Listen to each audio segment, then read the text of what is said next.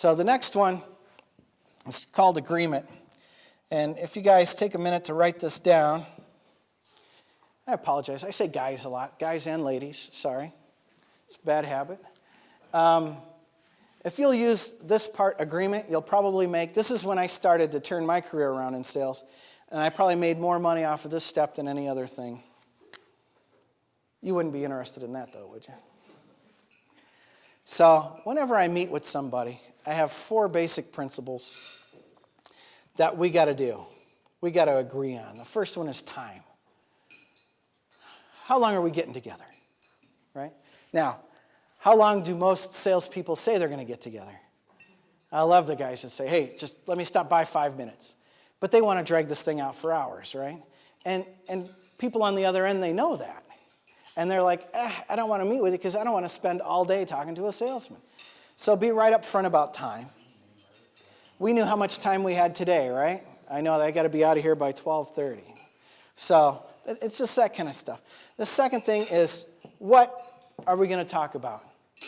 Be honest with them. I'm always honest with the people that I meet with. I tell them, look, I probably am a fit for like 1 out of every 100 people that I talk to. And that's being generous. And that's a reality. I'll give you a great example. As I met with a guy who was a roofing contractor, and he had fallen on tough times. There's a business that he had inherited from his dad. His dad and his brother started it together. His dad had passed away. He had inherited it. So the dad's brother, his uncle, is still there. And he took over this business and just chunked it away every year. Down it would go, down it would go, down it would go. Until it got so bad, he was willing to meet with a sales trainer.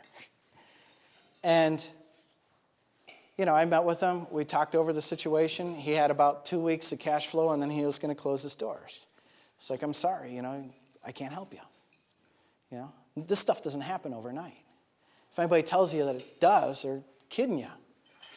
So right off the bat, what are we going to do? Well, we're just going to see if there's a fit between what you're looking for and what I do.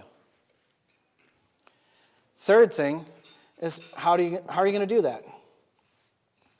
Well, Mr. Prospect, in order to do that, I'll just take a couple minutes, share with you in general what it is that I do, and then I'll need to ask you some questions about your situation, what you're looking for, where you'd like it to be.